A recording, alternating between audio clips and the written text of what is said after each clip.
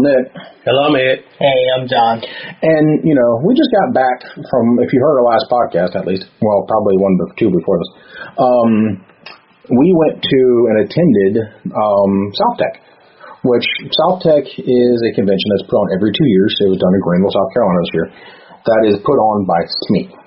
SME is a probably world-renowned nonprofit organization that is for the advancement of advanced manufacturing and manufacturing careers. So the one thing we want to kind of cover tonight is an announcement that SME made about what they called is the Manufacturing Imperative Workforce Pipeline Challenge. So what we're going to do is we're going to cut over to that announcement. And then once we're done with that announcement, with the CEO of SME, we will, which is Robert Bob Wigg. He is the CEO of SME. Once we get done listening to him, we'll bring you back, and we'll kind of have another conversation about what it means. So, stand by for that, and we'll talk. A serious shortage of talent available today, and excited and enthused workers to come be a part of the manufacturing ecosystem of the future. You've probably heard one study that talks about over 2.5 million worker shortages will be seen in the next 10 years in manufacturing right here in the United States if we don't do something to address that. Well, let's talk about today, not 10 years from now. A recent study just completed by the U.S. Department of Labor says there are over 600,000 unfilled manufacturing jobs just here in the United States right now. So there's our challenge, is to excite and create opportunities for individuals to come in and be a part of manufacturing-focused jobs. Today, I'm thrilled to announce on behalf of SME the Manufacturing Imperative Workforce Pipeline Challenge. What is this? Well, it builds awareness to careers in manufacturing, optimizes workforce systems, and accelerates the education and skill development needed to place individuals in jobs, making family-sustaining wages. Manufacturing is critical to the success of America's future, rebuilding the industrial manufacturing base, and we need workers to do it. Access to talent is the number one and key enabler in order to create this opportunity. In the U.S., we have 10 million open jobs, 6 million unemployed. So think about the challenge we have today in bringing people into manufacturing that want to come and be a part of what we're doing. Bold, innovative actions are required in order to address this. We see this as our responsibility at SME. I talk about talent and technology. Our responsibility as a nonprofit is to create those jobs, those pathways, and those career opportunities for those who want to come and be a part of manufacturing. So now please help me welcome Dr. Deb Bolzer, SME's Government and Workforce Development Director, who will share more information behind this key initiative. Thank you. Well, welcome back. All right. I hope you all enjoyed the announcement that Bob said mentioned. Now, what I want to do is I want to kind of throw it around the table and get everybody's opinion. Kind of what their thought process, about what they think is behind this, how they think it's going, and kind of where they see this taking the industry. So I'm going to start with you, Ed, since you were sitting there right next to me most of the entire time during the announcement. What do you think? Well, I think the biggest takeaway that I took from that is that there is a shortage of skilled workers, and the pipeline is not being filled. There's probably going to be a lot of workers leaving the industry, and so this makes sense to me that we should concentrate on backfilling those positions. And that starts with you have to actually bring to light, what the issue is, and then you have to try to address it at, maybe the junior high or high school level to get more kids interested in going into the disciplines. The other thing I think is that maybe we should have a bigger influence with vocational. Maybe not the traditional way we had vocational. Maybe we can utilize some cloud technology or We can do some more things that are like virtual in nature because the kids are a little bit more tech savvy than, say, back in the 80s. So I think those are some of the things that I think we should probably look at. But for the most part, I think it makes sense. I mean, you have to have skilled labor to do some of the skilled things that we need to keep industrial and say manufacturing going, because there's only so many skilled labor left. So I think it makes sense that we should concentrate on that. I think the biggest thing that I got from the announcement is that they had 20 universities that they identified that had the same philosophy as them. So everybody is concentrating on the same goal to get to where we need to have skilled labor. So I think that's probably the biggest thing I got out of it. All right, John, what do you think? So I wasn't at the main event and live to see the announcement, but it makes sense to me. It's something that, like, if you don't drive training towards a certain market, then you lose that market or you lose that trained knowledge. So if we weren't, driving for doctors and nurses and things like that, you end up losing some of the medical profession. Mm-hmm. So for me, this is an emerging field. It only makes sense that we want to grow in it. I mean, it's just like a job fair, except for it's now coming to you. So instead of you saying, hey, we have a job fair in the gymnasium, come and see it after school or something, it's, hey, we're at these universities, these colleges, these technical colleges, please come check us out, see what's going on. They probably have, it makes sense to me with a lot of these schools because they probably have already some type of, machining, manufacturing, curriculum or something along those lines. So yeah, this to me is a no-brainer. It's still pretty early in the lifetime. If you were to look at the sector of additive manufacturing, it's still pretty early in its growth. We just recently, in the past few years, saw them start building houses with 3D printers, which is huge. And that kind of, I think viral things like that, and the availability, like Ed said, the kids have to technology. They're so much more attuned to it. So now it's something that, okay, well, I've been messing with my computer at my house a little bit. Let me see how I can mess with this computer or work with this computer to get the robot to do something or dance or something. So for me, giving an avenue is necessary. It makes sense when you have a business or a sector that's exploding like it is. I can't remember before 2 or 3 years ago, I can't remember thinking of a 3D printer as something that's cheaper than $200. It's much more expensive, and that's on the smallest scale. So for those things this just brings knowledge. With the fact that the commercial field is getting more available to the public, it brings it's trying to connect the commercial, the residential, additive manufacturing lifestyle of just printing small things for your house into the industrial world and gearing training on that very early. We've talked about it in podcasts before. If I had seen 3D printing sooner than high school, I wouldn't have gone to the same school. I wouldn't have studied the same thing. Granted, I still think physics and things like that is very fascinating, space, and I love that stuff. But at the end of the day, if I had seen what I had seen at Rapid or if you guys saw SOUTHECH, that would have changed everything for me. And to have anything hands-on, that would have cemented that as my profession. So it's about getting more of the awareness out there, so some of these kids can find their passion in some of these things. So to me, it's a fantastic idea. I think that it goes without saying that we need to train the skilled labor, and the fact that you're starting now and starting at the college level, that's got to happen. So. Well, I guess I'm the last one on the table here.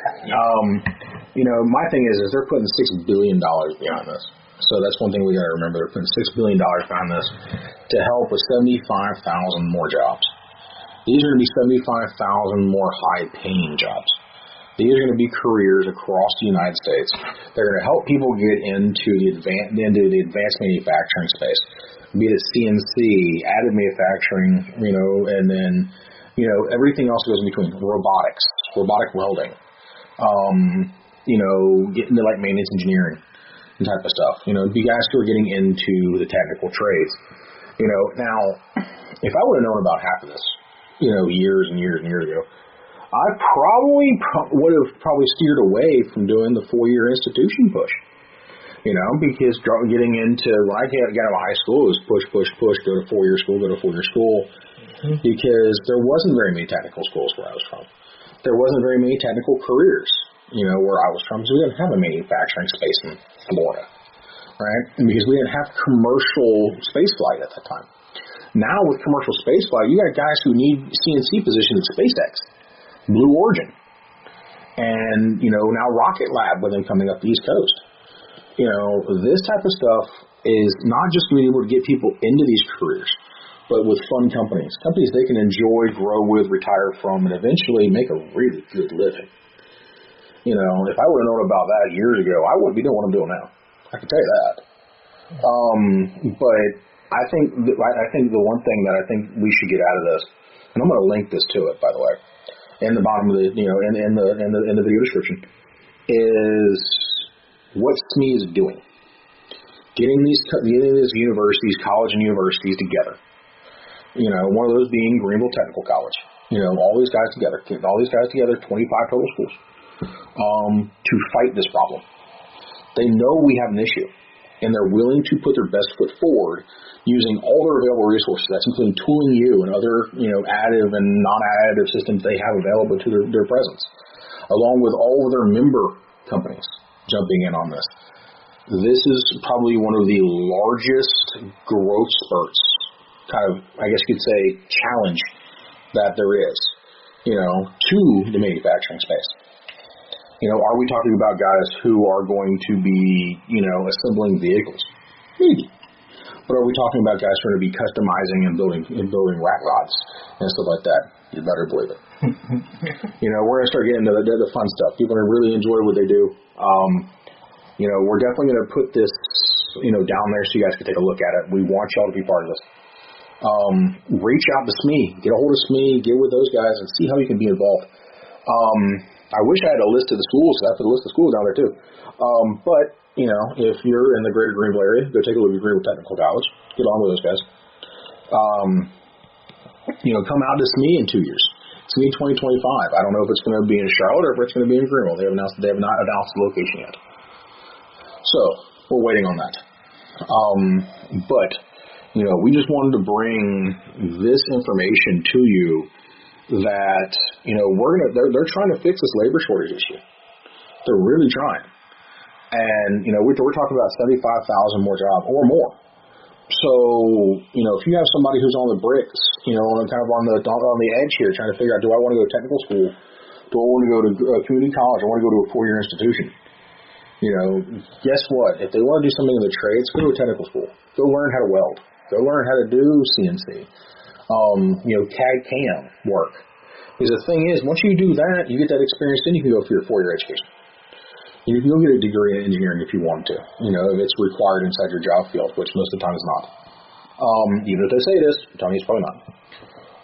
This is coming from somebody that's going for a doctorate. They just need to think, the thing is, behind this, the second level, we can get into the issue with higher education and things like that, but the problem being is the optics of it. Yes, we got pushed so far to go to 4-year university, get your undergrad, keep on going if you want to make more money, keep on going if you want to make more money, because the people that make more money have these positions. Yeah. And what I'm saying is if you learn how to do any of these technical things, you skip so many steps. Oh yeah, I agree with that. 100%. You skip so many steps, and it's like, okay, 100%. I don't need to study about this person who did this thing and then watch this guy do this thing. I can just go straight to the source, watch the guy do it, and then I get to try it next.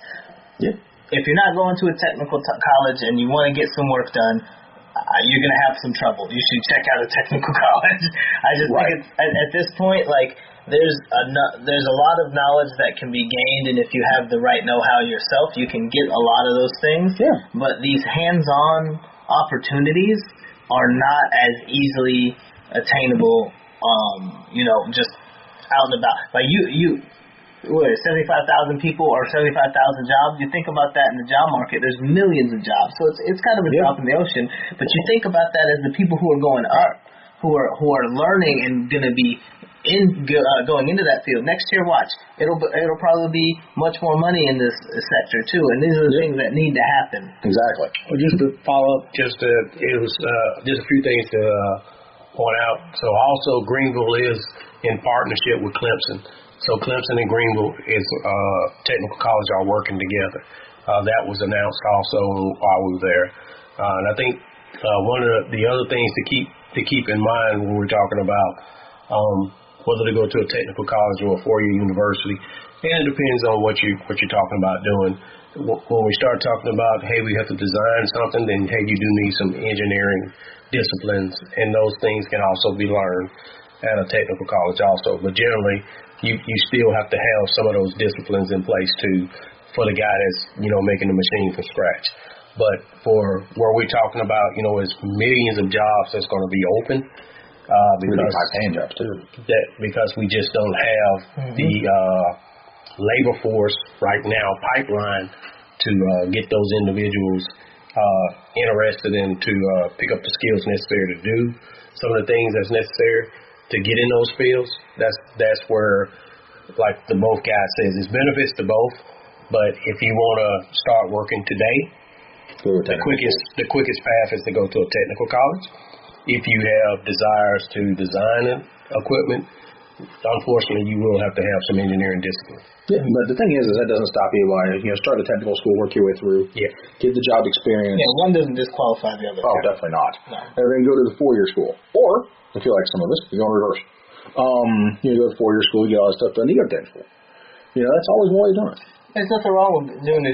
The reason for the technical degree is the I wouldn't say just on the site or on the job knowledge, but it's I hate to say practical. A lot of bachelors you're getting from a 4-year is a lot of theoretical. Yeah, so it's theoretical situations, but you're getting a lot of practical situations. So like if you're a learner that needs to do things hands on, like if I explained to you how to change your brakes and you got it like that off of 4 steps. But if I showed you how to change your steps and said not a word to you and you could do it better, you're a hands-on learner and you need to do a technical school. Right. So it's just a way of learning, and this is what SME is doing is facilitating that. So. Yep. And the full name of it is the Manufacturing Imperative Workforce Pipeline Challenge, or MIWPC.